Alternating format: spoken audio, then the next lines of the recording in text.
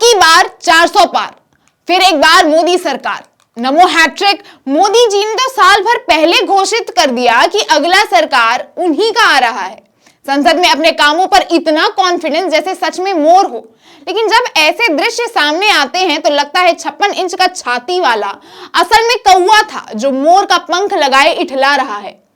देश का पेट भरने वाले किसानों के आने की आहट से ऐसा कांपा मानो जंग की तैयारी कर रहा हो। सड़क बंद, हाईवे बंद, इंटरनेट बंद, बॉर्डर सील, कीलें जड़ दी गई, भारी पुलिस तैनात। आम जनता नदी, गड्ढे, नाले, खेतों के रास्ते पार कर मजबूर हो गई। पुलिस आंसू गैस के गोले छोड़ने का मॉक ड्रिल कर रही है।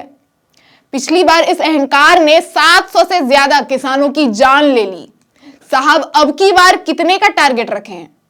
हमारा पेट पालने वाले किसानों के साथ जब हमारी ही सरकार दुश्मनों वाला रवैया अपनाती है तो मन दुखी हो जाता है। लेकिन फिर किसान आ रहे हैं अपनी मांगे लेकर, इसलिए सिर्फ ये जानना जरूरी नहीं होगा कि कितने मरे या कहां किसान पुलिस में मामला गरमाया।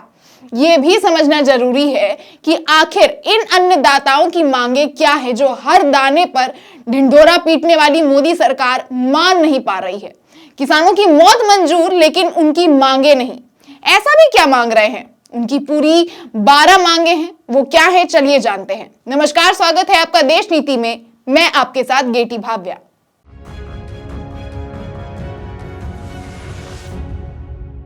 देश नीति, केवल सच्ची और पक्की खबरें। उनकी पहली मांग है सभी फसलों के लिए न्यूनतम समर्थन मूल्य यानी एमएसपी की गारंटी का कानून सरकार बनाए, जो कि एमएस स्वामीनाथन कमीशन के रिपोर्ट के अनुसार होनी चाहिए। दूसरा, किसानों और मजदूरों की संपूर्ण कर्ज माफी योजना लागू की जाए। जब भी किसान कर्ज लेकर फसल उगाते हैं तो कभी कभार जब मौसम उनका साथ नहीं देता है, जैसे कि कभी बारिश बहुत पड़ जाती है, कभी ड्रॉट हो जाता है, तो फसल उनकी किसी कारणवश वो बेच नहीं पाते हैं, तो उनपे जो कर्ज लगे होते हैं उन्हें माफ किया जाए। तीसरा, देश भर में भूमि अधिग्रहण कानून 2013 को फिर से लागू करें। किसानों की लिखित सहमति सुनिश्चित और कलेक्टर दर से 4 गुना मुआवजा। मैं आपको बता दूं कि भारत सरकार ने भूमि अधिग्रहण के लिए विधेयक का जो मसौदा तैयार किया है, उसके प्रावधानों के मुताबिक मुआवजे की राशि शहरी क्षेत्र में निर्धारित बाजार मूल्य के दुगुना से कम नहीं होनी चाहिए, जबकि ग्रामीण क्षेत्र में ये राशि बाजार मूल्य से 6 गुने से ज्यादा कम होनी चाहिए। चौथा, लखीमपुर खीरी नरसंहार के अपराधियों को सजा और प्रभावित किसानों को न्याय। इसके बारे में आपको याद ही होगा कि लखीमपुर खीरी जिले में 3 अक्टूबर 2021 को नए कृषि कानून के विरोध में किसान सड़क पर उतर आए थे। तब केंद्रीय मंत्री और स्थानीय सांसद अजय मिश्रा के बेटे आशीष मिश्रा ने विरोध कर रहे किसानों पर गाड़ी चढ़ा दी थी। इसके बाद हिंसा हुई थी और उस हिंसा में 4 किसानों समेत कुल 8 लोगों की मौत हुई थी, जिसके बाद इस मामले में कोई सुनवाई नहीं हुई। फिर पांचवा आता है विश्व व्यापार संगठन से हटे और सभी मुक्त व्यापार समझौता पर प्रतिबंध लगाएं, यानी किसानों के लिए लाए गए 3 काला कानून सरकार वापस ले। पहला कृषि कानून कृषि उत्पादन व्यापार और वांछनीय है, जो कि 2020 में लाया गया था। इसके अनुसार किसान मनचाही जगह पर अपनी फसल बेच सकते हैं। इतना ही नहीं, बिना किसी अवरोध के दूसरे राज्यों में भी फसल बेच और खरीद सकते हैं। कोई भी लाइसेंस धारक व्यापारी किसानों से परस्पर सहमत कीमतों पर उपज खरीद सकता है। कृषि उत्पादों का यह व्यापार राज्य सरकारों द्वारा लाए गए मंडी पर से मुक्त किया गया था। दूसरा कृषि कानून किसान मूल्य आश्वासन और कृषि सेवा अधिनियम 2020 था। यह कानून किसानों को अनुबंध खेती करने और अपने उपज पर स्वतंत्र रूप से विपणन करने की अनुमति देने के लिए था। इसके तहत फसल खराब होने पर नुकसान की भरपाई किसानों को नहीं बल्कि एग्रीमेंट करने वाले पक्ष या कंपनी द्वारा की जाती। तीसरा कानून आवश्यक वस्तु संशोधन अधिनियम था। इस कानून के तहत असाधारण स्थितियों को छोड़कर व्यापार के लिए खदान, दाल, खाद, तेल और प्याज जैसी वस्तुओं से स्टॉक लिमिट हटा दी गई थी और किसान इन कानूनों को पूरी तरीके से हटाना चाहते हैं। इसको काला कानून घोषित भी कर दिया था। जिसके बाद छठा मांग है किसानों और खेतीहर मजदूरों को पेंशन प्रदान करना। 7वां दिल्ली आंदोलन के दौरान मरे गए किसानों के परिवारों को मुआवजा और परिवार के एक सदस्य को नौकरी, जो पिछले आंदोलन में 700 से अधिक किसान मरे थे, उनके लिए है। 8वां बिजली संशोधन विधेयक 2020 को सरकार रद्द करे। नई ट्रैफिक नीति में यह प्रावधान किया गया है कि राज्य सरकार द्वारा समय पर सब्सिडी का भुगतान करने में असमर्थ होने पर या राज्य सरकार द्वारा 3 से 4 महीने तक सब्सिडी का भुगतान करने में असमर्थ होने पर भी बिजली की आपूर्ति बंद नहीं की जाएगी। 9वां, इसे खेती से जोड़कर प्रतिवर्ष 200 दिन का रोजगार और मनरेगा के तहत 700 रुपए की दैनिक मजदूरी प्रदान करना। 10वां, नकली बीज कीटनाशक बनाने वाले कंपनियों पर सख्त जुर्माना और बीज की गुणवत्ता में सुधार करना।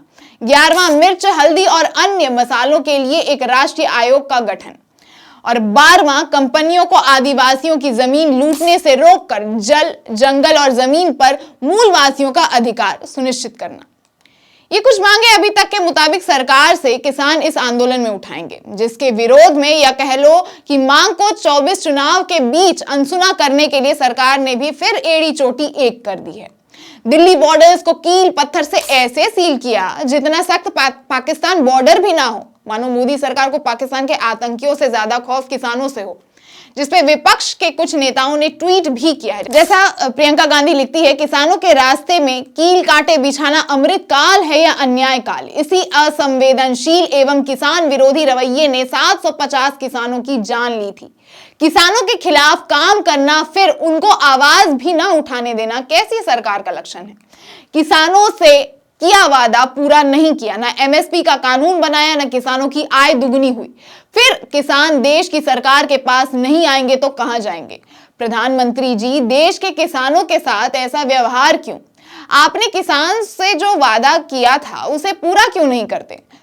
फिर राहुल गांधी ने भी ट्वीट किया कि दिन रात झूठ की खेती करने वाले मोदी ने 10 वर्षों में किसानों को सिर्फ ठगा है। 2 गुनी आमदनी का वादा कर मोदी ने अन्नदाताओं को एमएसपी के लिए भी तरसा डाला। महंगाई तले दबे किसानों को फसलों का सही दाम ना मिलने के कारण उनके कर्ज 60% बढ़ गए हैं। नतीजा, लगभग 30 किसानों ने रोज अपनी जान गंवाई।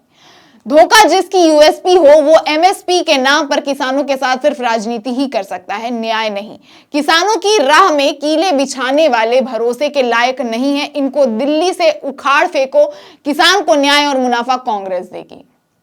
और हमारे लोकप्रिय चाहते हैं कि मोदी जी क्या कर रहे हैं, वो भी देख लेते हैं। रोजगार मेला को संबोधित ताकि बेरोजगारी चरम पर बनी रहे। कांग्रेस की साजिश लूट और फूट, धर्म की राजनीति भी मोहब्बत की दुकान वाले कर रहे हैं और बीजेपी झुनझुना बजा रही है। बीजेपी इतना पार करेगी, हमारी सरकार आदिवासियों की सरकार है, फलना ढिमकाना। अरे मोदी जी किसानों को रोकने के लिए इतनी तैयारी कर रहे हैं, एक बार उनको भी संबोधित कर दीजिए।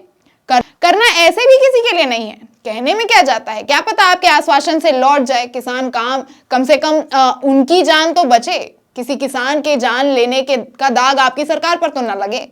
लेकिन नहीं, हर बार की तरह देश में जिधर भी आग लगे उधर पीट कर लेना है और एकदम चुप, जैसे कुछ मसला ही ना हो। देश में सब रहने पे एक और बात याद आया, आपको वो भी बता देती हूँ, टॉपिक से हटकर है थोड़ा सा। हाल ही में आपने देखा होगा कि संसद में मोदी जी नेहरू और इंदिरा के भाषणों के कुछ लाइंस काट पीट कर सुना रहे थे और अपने तरीके से मतलब भी निकाल रहे थे। मैं रिक्वेस्ट कर रही हूं आप सभी से, जाकर लाल किले में दिए गए उस भाषण को सुनिए, क्योंकि मोदी जी को 14 विकासशील भारत मिला, लेकिन उन्हें गरीबी भुखमरी से लड़ता भारत। लेकिन उन्होंने जनता को मुद्दे से भटकाकर झूठे तरक्की सुनाकर गुमराह नहीं किया। अपने भाषणों में सारे मुश्किलों से लड़ने के रास्ते दिखाए, देश को जोड़ा, अपने ही सरकार की खामियां गिनाई, दिक्कतें बताई। वो चाहते तो आपकी तरह सारे समस्याओं को अपने भाषणों से गायब कर सकते थे। उस वक्त जनता आज की तुलना में और भी ज्यादा अनपढ़ थी और ये नेता आपसे ज्यादा पढ़े लिखे हैं। बहुत आसान था इनके लिए उन्हें गुमराह करना। थोड़ा मुद्दे से हटकर बात थी, लेकिन मोदी जी के समस्याओं पर मौन रहने की बात थी। और हाल ही में संसद में मोदी जी ने नेहरू की आलोचना की तो मुझे बताना जरूरी लगा। पूर्व नेताओं का जिनका बड़ा योगदान है उन पे छीटा कसी करना आसमान में थूक फेंकने जैसा है।